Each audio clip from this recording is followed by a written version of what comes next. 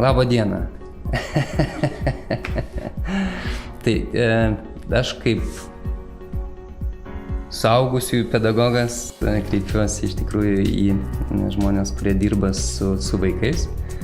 Jaučiu, kad mes kartu kažkuria prasme gyvename labai panašiam pasaulyje ir būtų smagu susitikti, pasitikrinti, kaip mano mintis apie suaugusių pasaulį, apie suaugusiųjų mokymą gali padėti jums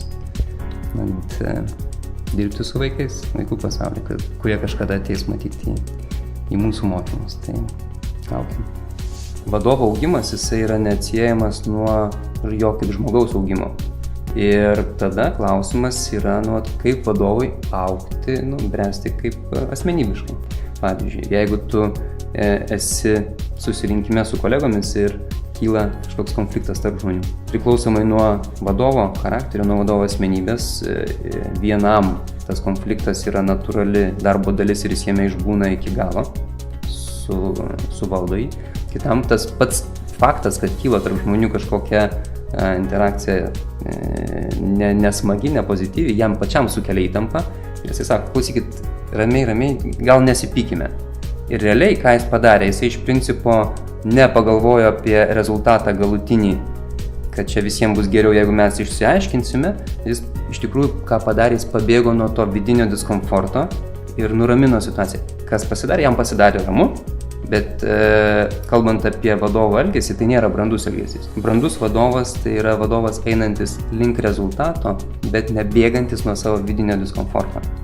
Asmeninis vadovo augimas, asmeninė branda, tai yra toks projektinis darbas. Tai reiškia, tu turi atrasti tam tikrą tuo metu projektą, kas tau kaip vadovui, kaip žmogui yra sunkiausia.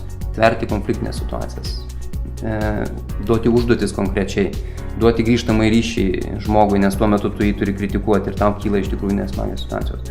Ir klausimas, kaip identifikuoti tas situacijas, kaip pastebėti, nes dažniausiai mes gyvenime esame įmerkę rankas ir tu tiesiog net nepajauti, tiesiog gyveni, darai tai, ką darai ir rezultatas po to tau tarsi ateina iš niekur. Tai kaip tapti sąmoningesniu ir pastebėti tos dalykus. O kitas dalykas, tai ką konkrečiai daryti. Aš labai dažnai apibūdindamas naudoju žodį tiesiog užsiimti psichohigieną. Tai yra kažkuria prasme vadovas iš tiesų turi, kaip jisai planuoja darbus, taip jisai turi planuoti iš tikrųjų, savo minčių, savo emocijų, savo savijautos priežiūrą ir tikrai planuoti ir laisvą laiką, planuoti ir laiką pabuvimo su artimaisiais, planuoti, savo savišvietos laiką tokios ramios. Trumpas patarimas – išmokyti ilsėtis.